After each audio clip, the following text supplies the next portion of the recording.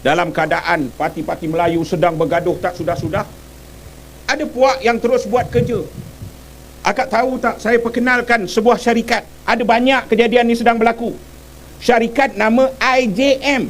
IJM ni seperti GLC negara. Yang pegang IJM ni rakyat Malaysia. Melalui apa? PNB. Amanah saham, ASB apa semua kita simpan tu, dia kumpul-kumpul. Kat mana dia melabur ni? Antara dia melabur ialah IJM. Lebuh raya utama di Lembah Kelang, siapa punya? IJM. Pelabuhan, kawasan-kawasan strategik di Malaysia ni seperti Pelabuhan Kuantan, siapa punya? IJM. IJM tak perlu duit, IJM tak rugi, IJM cemerlang.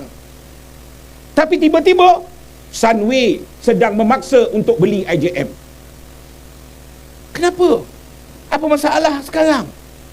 Saudara, mereka sedang membunuh telur-telur, angsa-angsa bertelur emas satu demi satu, dalam keadaan kita sedang bergaduh tak tentu arah demi kepentingan perut peribadi masing-masing.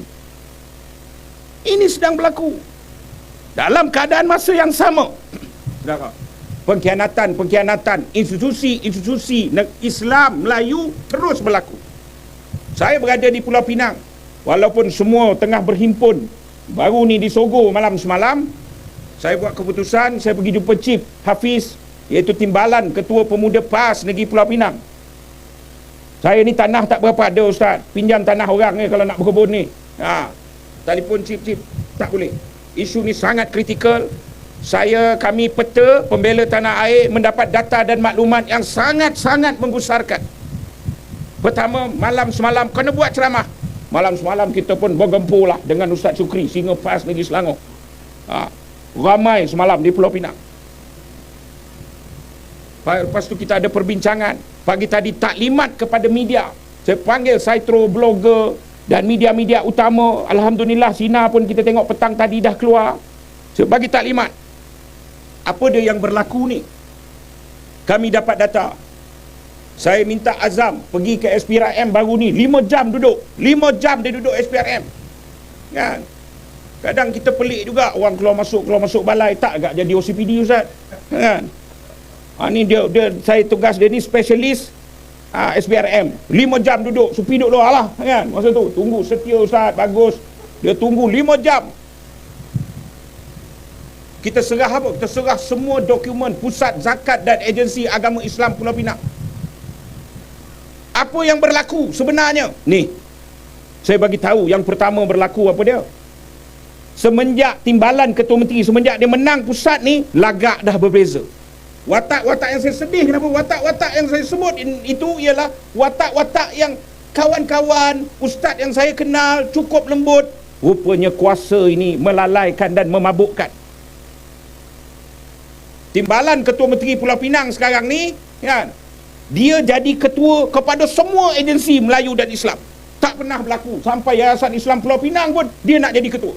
Majlis Agama Pulau Pinang pun dia nak jadi ketua. Zakat pun dia nak jadi ketua. Wakaf Pulau Pinang dia nak jadi ketua. Berapa banyak allowance jangan tanya. Tapi persoalan ini menimbulkan apa? Konflik of interest bila dia semua jadi ketua. Bila dia jadi ketua, paling atas ialah Majlis Agama Pulau Pinang. Dia lantik adik perempuan dia sebagai apa? Pegawai keuangan Majlis Agama Islam Pulau Pinang. Anak kepada pegawai khas Anwar di Pulau Pinang dilantik pula sebagai jaga operasi zakat, keuangan zakat. Seluruh tu saya boleh tengok kat Facebook saya tak segan, saya sebut nama semua. Semua agensi ini dah jadi agensi Sdn Bhd adik-beradik PKR. Teruk. Tapi yang paling teruk apa? Agihan zakat.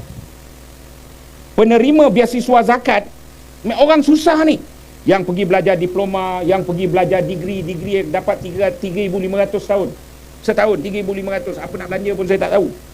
Tapi soal dia, dah masuk 2 tahun tak dapat.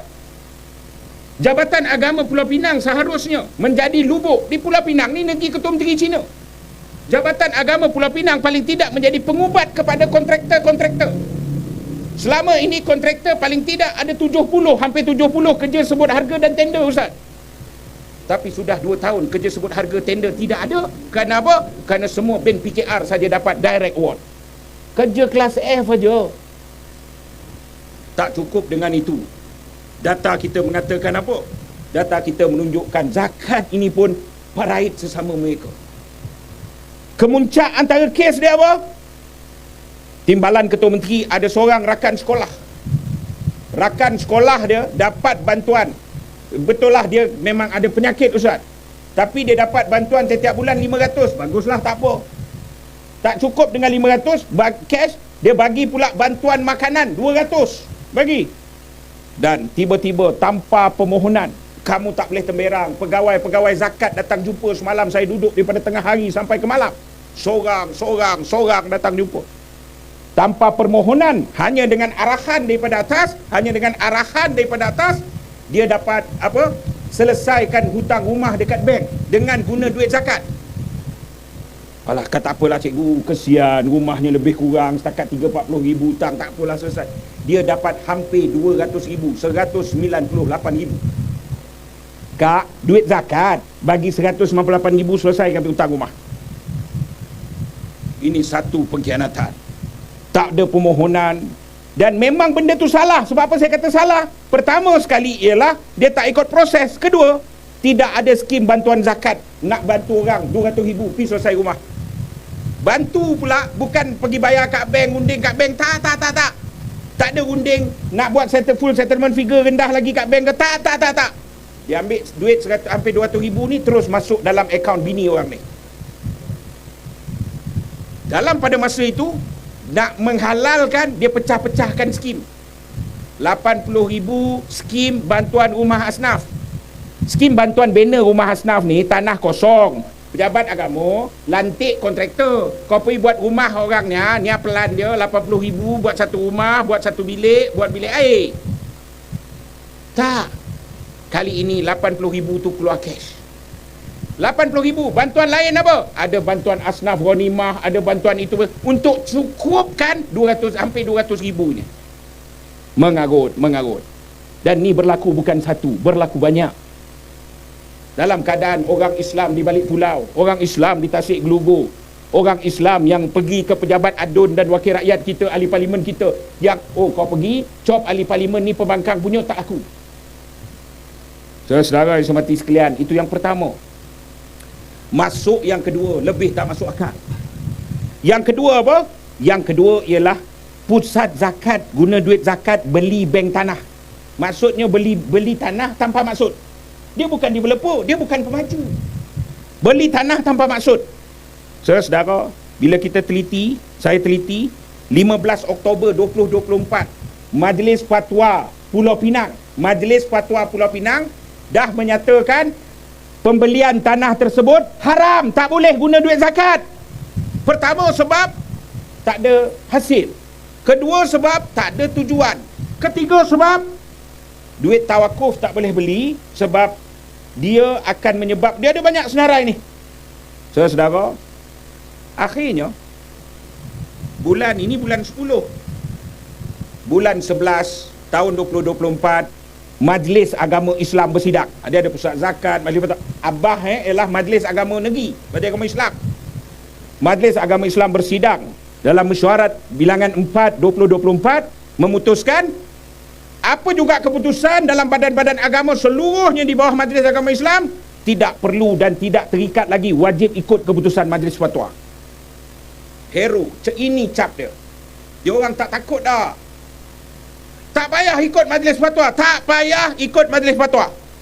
Nak nasihat boleh tanya Majlis Fatwa, ikut tak perlu. Saudara yang saya hormati sekalian, akhirnya tanah ni dibeli pada harga 9.9 juta. Duit zakat guna 9.9 juta beli tanah tanpa maksud. Ni tak mengejutkan lagi, Makcik? Kak, tak mengejutkan lagi. Sabar. Siapa tuan tanah? Bekas Speaker Negeri Pulau Pinang. Siapa tuan tanah? Bekas adun Sungai Bakap. Siapa tuan tanah? Ustaz Makhtar yang sekarang ini menjadi ahli Majlis Fatwa dan ahli Majlis Agama Islam Pulau Pinang. Dia tuan tanah. Nah, Sarah, duit zakat. Petang kemarin lepas jumpa kontraktor apa semua, nak hantar satu tim Ustaz. Hampir Riki tanah ni tengok. Riki terbang drone. Tanah tersebut Bila kita pukul-pukul, dia buat apa-apa, Azam buat laporan SPRM, dia dah panik. Timbalan Ketua Menteri panik. Sehari, 2 hari lepas dia cakap apa? Kita beli ni sebab kita ada perancangan untuk membangunkan kawasan tersebut bagi pusat perlindungan asnaf. Bagus. Kami pun terbangkan drone. Pertama, nak bangunkan asnaf macam mana? Sebab tak sampai 1 kilometer daripada tanah tersebut ialah kuari aktif yang baru aktif.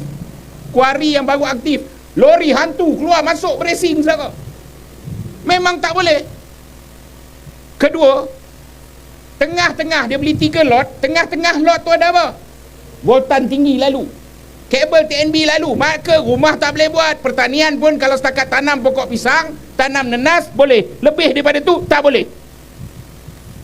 Lebih menarik dan lebih sempoi, 250 meter daripada tanah tersebut terletak kandang babi yang sangat besar. 4 lot tanah digunakan untuk kandang babi.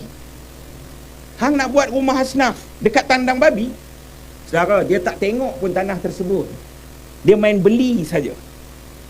Dan beginilah pengkhianatan. Dan orang macam inilah yang DAP selesa, yang DAP suka. Sebab apa?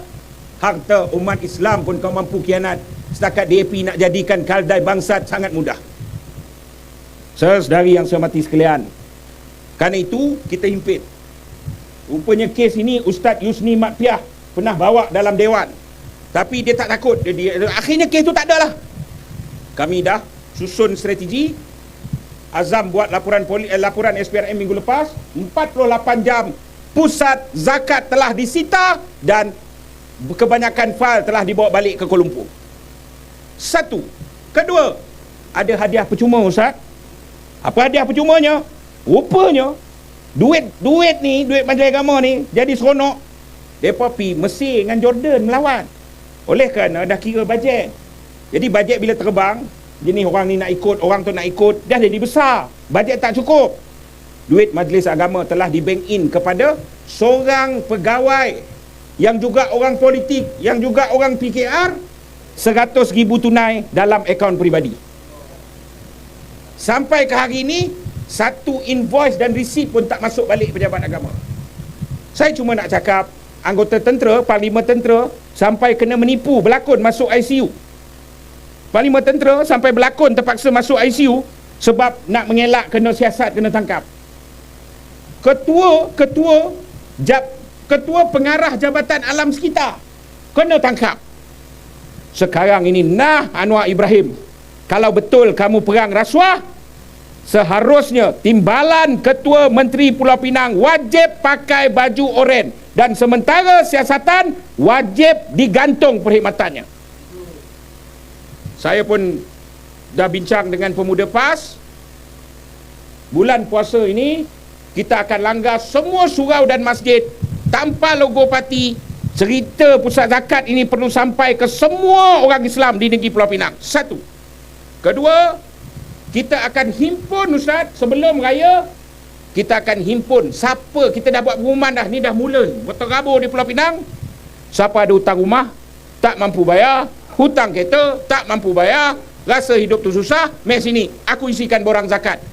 Ustaz Fauzi dah setuju kan, Pakcik Sobri dah setuju, ni semua wakil-wakil rakyat kita, Ustaz Fawaz dah setuju. Hari ni mula orang datang isi borang zakat di pejabat-pejabat kita. Minggu pertama bulan Ramadan kita akan buat himpunan besar orang Melayu Islam di pusat zakat. Kamu tunai janji bagi semua zakat ataupun timbalan Ketua Menteri perlu letak jawatan. Saudara, kita kena berlawan seperti ini. Kita tak boleh ada isu senyap. Dan orang tengok kita lembab, orang jadi kecewa dengan kita. Kan?